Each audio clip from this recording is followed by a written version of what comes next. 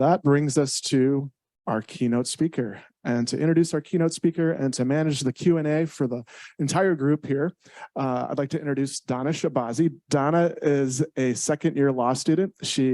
I got an email from Donna before she was a Seattle University student. She was at Creighton, and she was asking about CEJS and asking about fellowships. And anyway, she's amazing.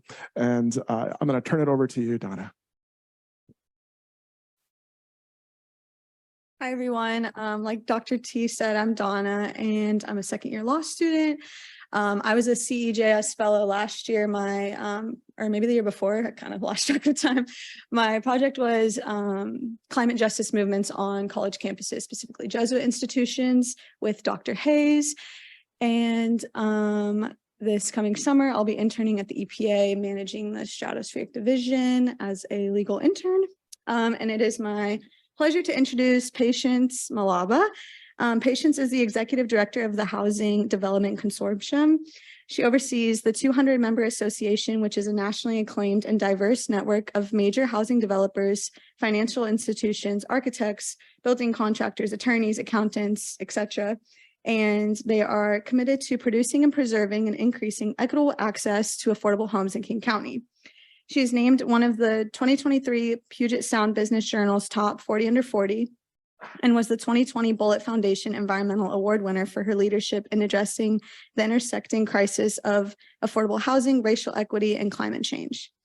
A commitment to environmental and economic justice and her passion for equitable society led her directly to the affordable housing sector. In her tenure heading the HDC, Patience has used her experience and expertise to spearhead an ambitious agenda for the HDC and recognizes that the clock is ticking on climate change. A champion of climate justice, Patience grew up and received her first college degree in Zimbabwe. In 2021, she graduated from Seattle University's Masters of Public Administration program. Under Patience's leadership, the HDC has received the Cooper Award in 2022 and the Voices of Fairness Award in 2022. Please welcome Patience. Thank you for that generous introduction. And I am honored to be here today.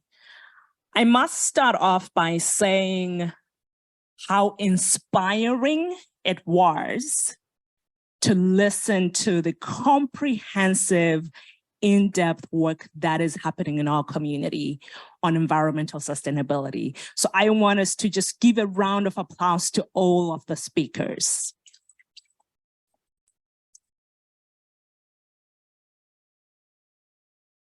And I will plan to stay here close to the podium so I stay organized with my notes. I was inspired by the folks who were over there with no notes at all.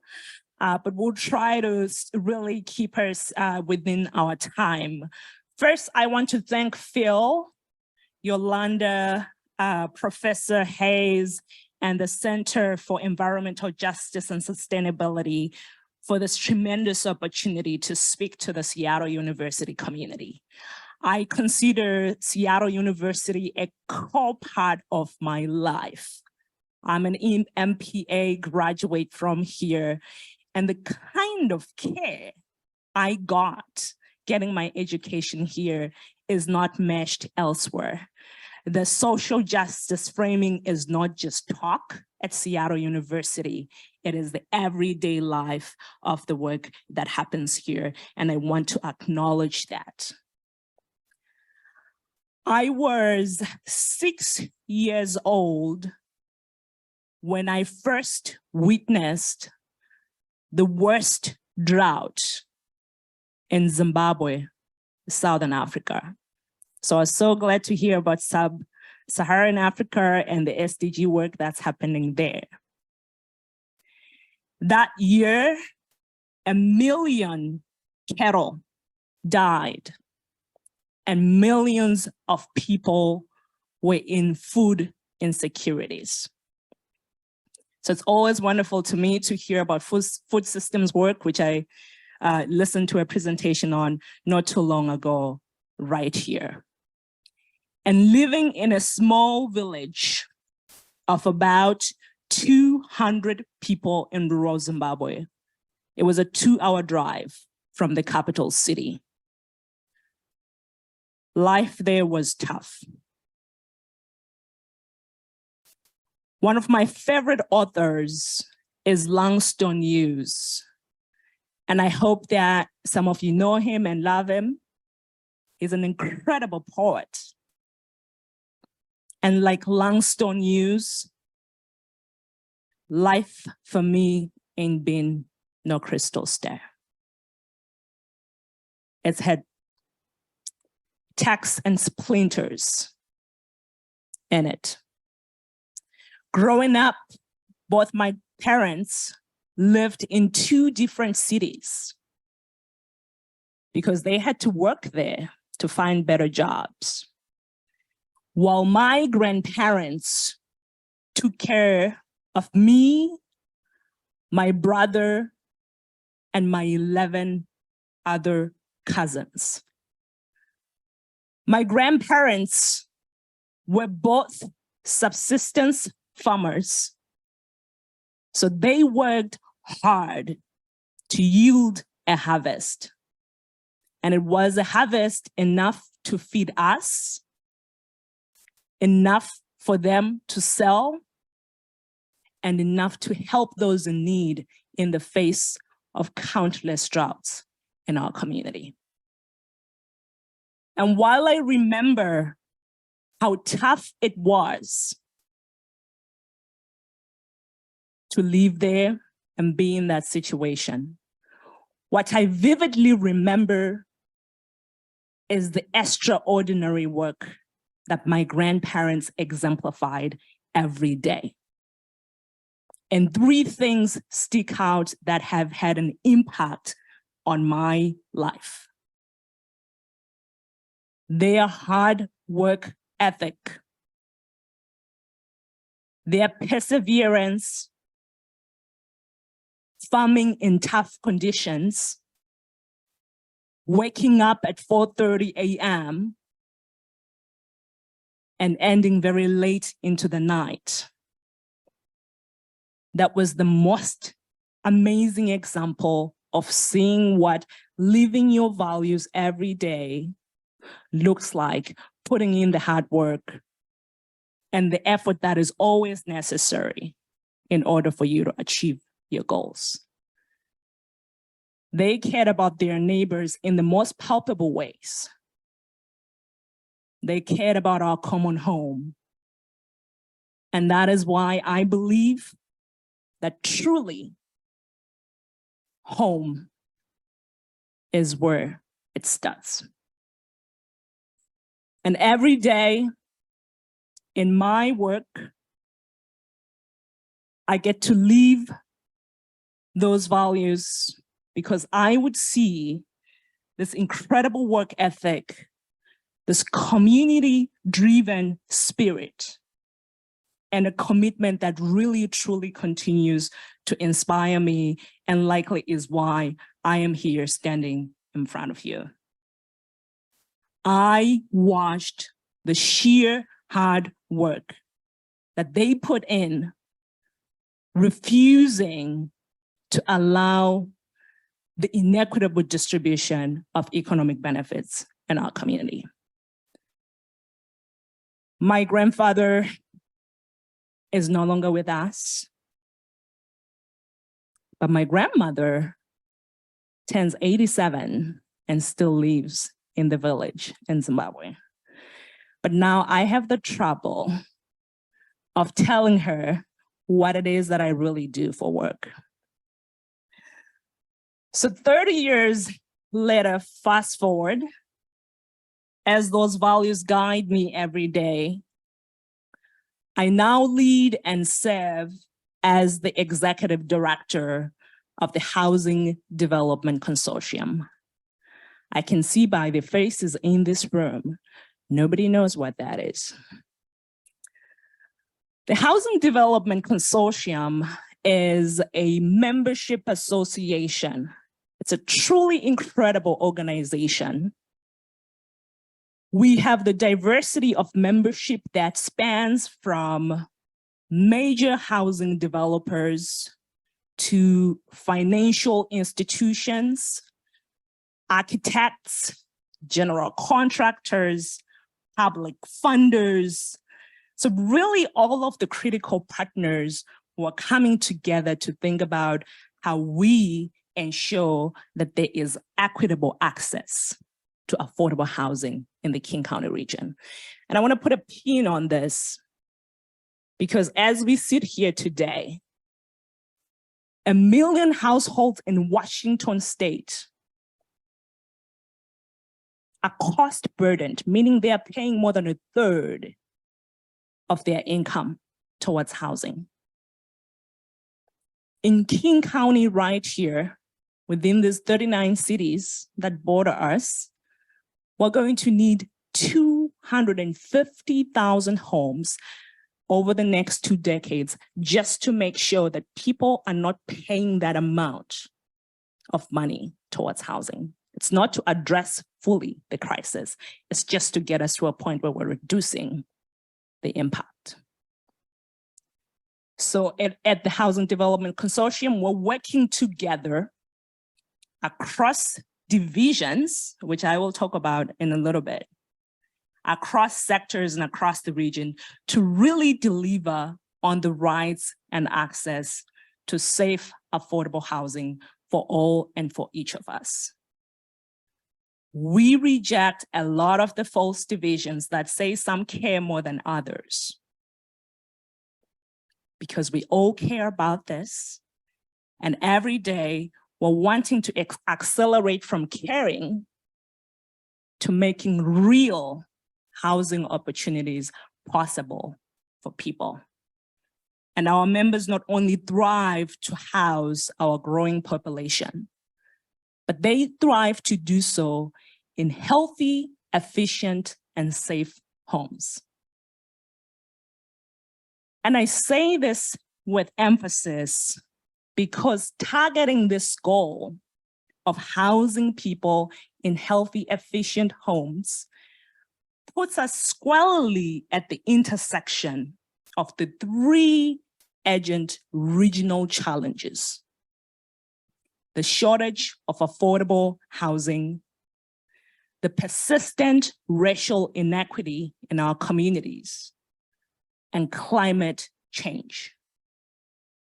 In our work as an organization, we recognize that housing affordability, equity, and climate justice cannot be achieved in separation, and incremental change is no longer enough. We need bolder action. Approaches of separating those issues really fail us in being able to fundamentally address the interdependence of these issues. So we believe in the work that we do that it is possible to create equitable access to healthy, affordable homes while producing homes that are also ultra efficient, clean and sustainable, and healthy for people to live in. That possibility, though, is always at the face of harsh realities. But before I talk about the harsh realities, I want to talk just a little bit about what we're doing now and ways that some of your great work that I had in these presentations can support and be collaborative with us. Number 1, we have what we call the Housing Development Consortium Sustainable Buildings Program. It's a twofold approach. And before defining the twofold approach, let me remind you that buildings are the 3rd most polluting agent right now in our ecosystem. The greenhouse gas emissions that we get, the 3rd contributor is in buildings. And if we're not addressing at the core for buildings, it means we get stuck with climate impacts for the 75 to 100 years of the life of the building. So our twofold approach seeks to nip that challenge really in the bud. The first one is we're focused on promoting exemplary design and construction guidelines that are really looking at as the building is being thought about very early on as a concept. There's an early integrative design that gets all the tools they need to effectively design for a healthy home, that does not use fossil fuels in those buildings. So we've shown up as a partner in changing building codes at the state level. We've shown up as a partner in changing building codes right here in Seattle. And Seattle has the most robust, currently progressive commercial code for buildings than any other city in the whole country. And normally, not too long ago, an organization like ours would have taken a position to ask for an exemption for low-income housing. And you know the message that would be sending? It says if you're low income, if you have limited resources, it's okay for you to be locked in with climate impacts. So we're taking it with a lot of sense of urgency to make sure that new buildings that are coming online are really coming in with the necessary components to keep them healthy and support our lowest income households, because that is who is most impacted by climate change. So we have a program called the Exemplary Buildings Program. We've had 5 demonstration programs and more. We've worked at the state level to get some funding support to offset a lot of the premium costs, which have to do with financing for buildings. And now we are at a point where the code at the state level and the code here locally is actually matching a lot of what we've been recommending over the years to try and help our members be proactive on sustainability. So that's fold number 1. The second fold that we're focused on, and this is very early in the work, so if you're thinking of the built environment and being engaged, this is an opportunity for you. We're looking at retrofits for existing buildings. Buildings, as I said, get to live for more than 75 years. It's set up, it sits there. I mean, we have 1945 buildings or even pre-1945 that still exist. So it means that those that have existed as structures will continue to have those climate impacts in them. But we've had an opportunity in the city of Seattle to work and build the capacity of affordable housing providers to plan for and implement retrofits. The city of Seattle is currently considering an ordinance. It's called the Building Performance Standards Policy. It's being worked on by the Office of Sustainability and Environment. We've worked with them over the past year to proactively lead in thinking about what multifamily building retrofits will truly look like. So last year, we conducted an audit of 15 buildings to understand what it would require for us to do those retrofits. Now, I have to say the thing that really is often a god in the punch, that it is expensive to ensure that those retrofits happen. And then it becomes the role of an organization like the Housing Development Consortium to remind our members that the responsibility of decarbonizing the existing multifamily building is on all of us. And then reminding the cities to then plan to fund the retrofits. And as I speak, that ordinance draft is in process, but it is facing challenges because building owners are up in arms with concerns about the cost. So what they're asking for is let's push the timeline further so we can get to a place of figuring out what the cost offset is going to look like. But it is truly the work of all of us. We don't come in with a Pollyannish approach of thinking it can all be done. We're coming in, inviting all stakeholders to roll up their sleeves and identify resources to be able to implement this work. So if you're thinking of work, that is one area for you. Help get that policy passed, help think of how we can get more resources to be in place, and overall get the city above the anxiety of what the cost will look like to really get this policy in place. The second area of work that we have as an opportunity where we're practically being a partner with the environment is land use regulations.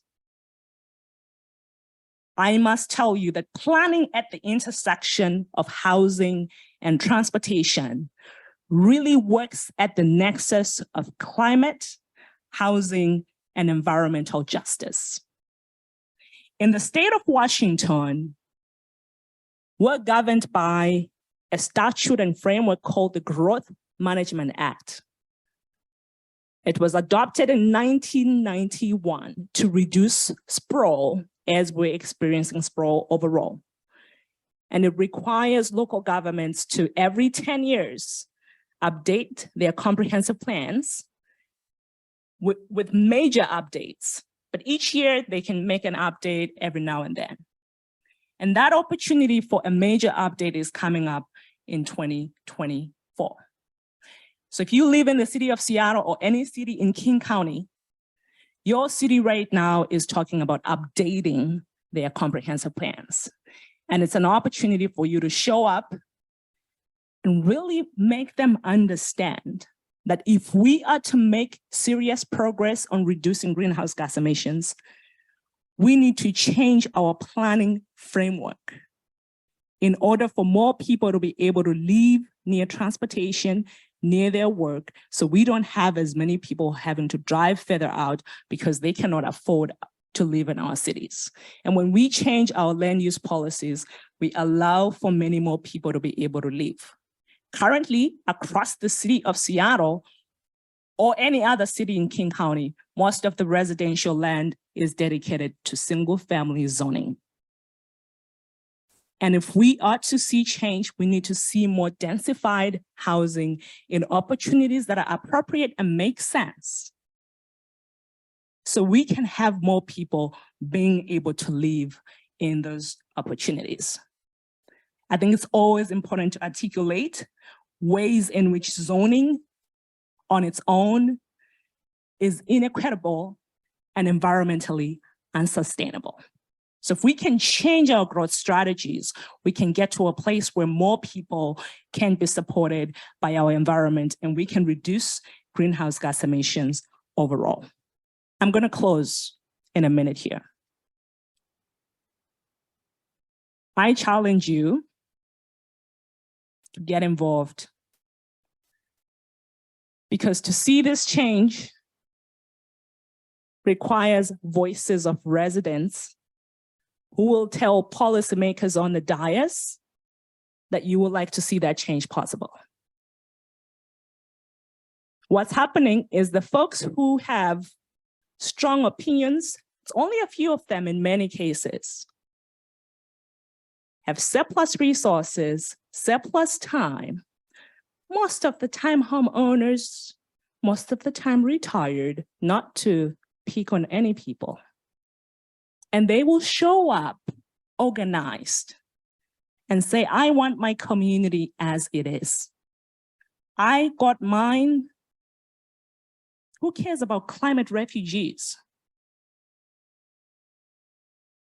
Our population will continue to grow. Over the next 30 years in the Puget Sound region, 1.8 million people will be living here. Where will they be housed? And unless and until we've changed our planning frameworks, which we get an opportunity to do every decade, we will not get ahead of really having an impact on reducing greenhouse gas emissions. So sign yourselves up. We have a coalition launched on the comprehensive plans for Seattle. We have a coalition launched in East King County in the city of Bellevue. And all cities across the region will be updating their comprehensive plans. And it's going to need voices like yours, academics, folks who are doing research to be critical partners in making that possible. And with that, I want to thank all of you for the work you do, for listening in, and say this. The dire peril that's facing the planet today means that really the fuse is short and it's burning. And if we don't take bold, radical action, I believe all of you in this room will remember that the IPCC in 2020 estimated that we were on a path that demanded drastic change. And while change is incremental, change is always hard. It takes people who step up and see the bigger picture and help others understand and call them to action. And you are the people doing that work. So I commend you for stepping up. I commend you for stepping up to this call and being partners collectively. Let's go out there and make change possible. The tools are in our hands, and let's take action. Thank you.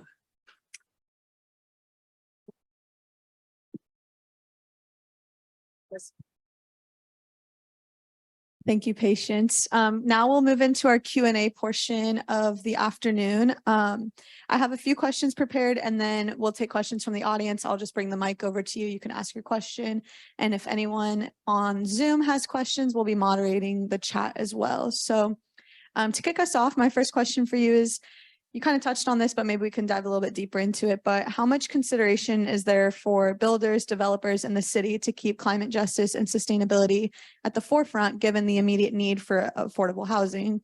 Sometimes we see that immediacy can lack in accuracy, I guess. And so what's the response when your consortium brings environmental justice to light? Is like financial implications of pushback? I would say that financial implications are at the core of the opposition. And whether that is an organization that truly believes that policy has to happen. In the classic example, the building performance standards policy that the Office of Environmental Sustainability is talking about currently. The opposition is coming from commercial developers who are looking at their budgets and saying, this is going to have a $50 million impact on me as a building owner annually for all of my portfolio, and I'm not ready. Can we extend it back by 10 or 15 years? It's similar for affordable housing providers who already are operating on very tight budget margins. If you look closely at the market, the cost of production has just continued to skyrocket. So developers are thinking about, how do I really make sure my project pencils, it gets all of the points at the Housing Finance Commission so I can get tax credits for it to really move forward. So the concerns around environment, they go lower than lower in terms of priority. So it takes the resources necessary. There's some valid concern though in the cost, and we're in conversations with the city to say, is there a way that we offset some part of the cost? We have to have the affordable housing providers understand they have a responsibility, but the city also has a responsibility of taking care of folks who have limited incomes in order for them to live in truly healthy housing. Thank you. My next question is, if you came face to face with your biggest critic, how would you approach your platform to enact change? Well, I am truly a believer in that it takes the people who see the change for that change to happen. Those who are inspired to really collectively work together. And within the work that we do as an association, while that's true, sometimes it takes the convincing of folks who are on the periphery, who are yet to believe, they're wanting to understand how they take action.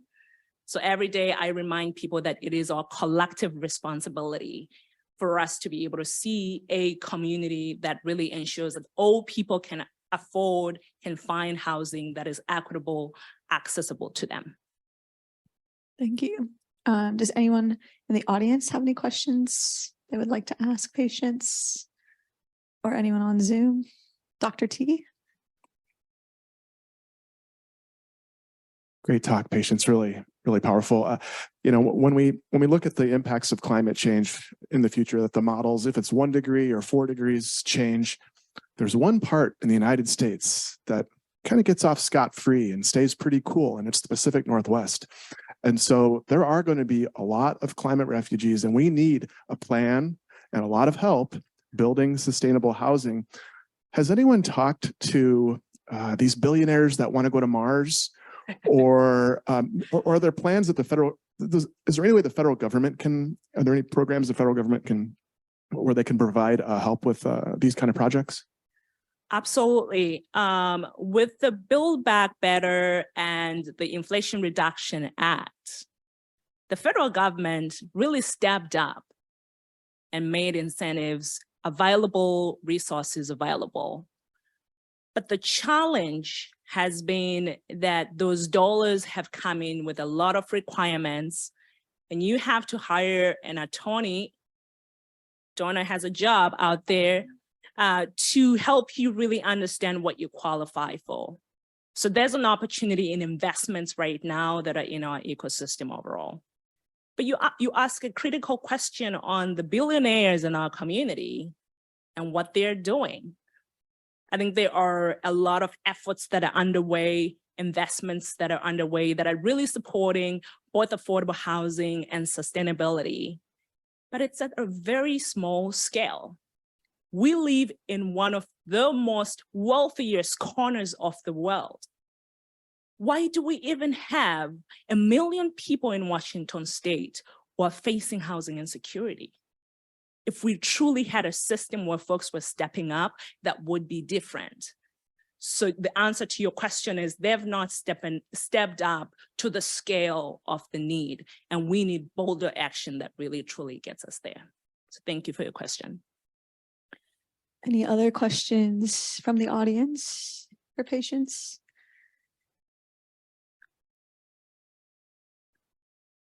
Awesome, coming your way.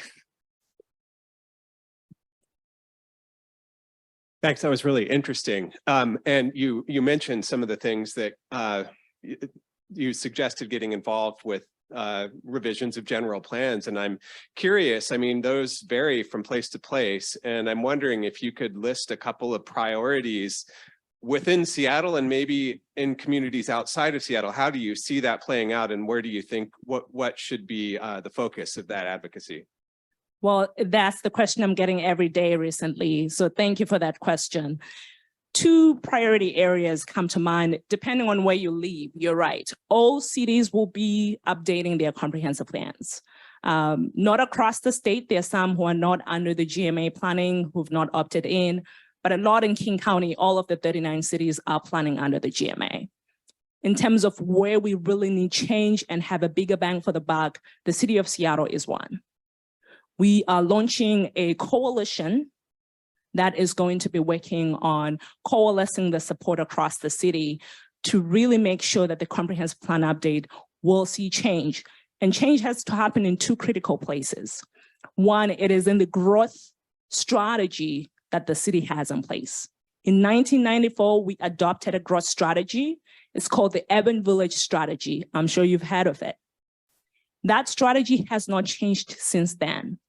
So we're concentrating a lot of the multifamily housing in only 12% of our city. And we need to expand opportunities where we're allowing more housing types. The state, of course, just adopted House Bill 1110, which is the middle housing bill. It's going to allow more types of housing. But alongside that, at the local level, we need to see more changes in our growth strategy. So that's one. And then the city of Bellevue is the second opportunity. East King County is experiencing the most exponential growth currently. And the cities are making changes. They're being proactive, but the change is not really happening at the scale. And with the comprehensive plan updates, they have an opportunity to incorporate a larger, bolder step in terms of change proactively. So if you are interested in being involved in East King County, we also have a coalition there that is both a coalition of business partners, large employers, with Amazon, with Microsoft and others at the table wanting to engage the city to see the change.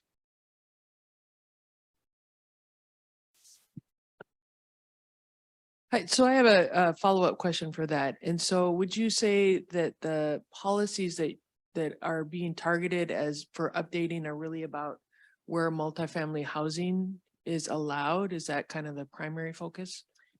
So the comprehensive plan, thank you for that question. The comprehensive plan has 14 elements in it.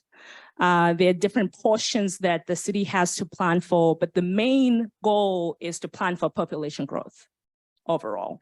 So you're planning for transportation, you're planning for conservation, you have an element on housing, you have an element on land use, all these different aspects of what you should be doing as a city.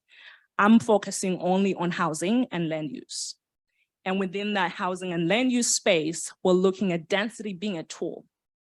Because truly when we say only 65% of our land is just exclusively for single family homes, detached and nobody else. And then the rest can live in this teeny tiny 12%. When you look at the production of housing, 95% of the growth in housing production is in the 12% pocket. And then 5% is in the 65%. So when you think of the climate refugees moving here, or just population growth overall, there begins to be a concern of the musical chairs that we've been playing in on housing will only get exacerbated because the market is in a scarce mode and there's just not enough supply to the demand. Any other questions from the audience for Patience? Okay, I have one last question to maybe end on a hopeful note for you. As the world is literally on fire, how do you inspire hope? Donna, you have great questions. I find hope in rooms like this, where people truly have a palpable commitment to this work. And we all understand that it has to be comprehensive. And it's in every opportunity.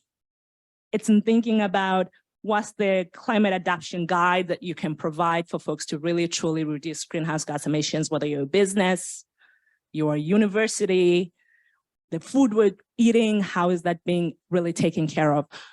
So what I continue to see is running into people who truly believe and understand that there's a sense of urgency we need to have, and that gives me a lot of hope. And what also gives me hope, quite frankly, is this young generation of folks. I have a daughter. She's 13. These folks are fired up from a young age.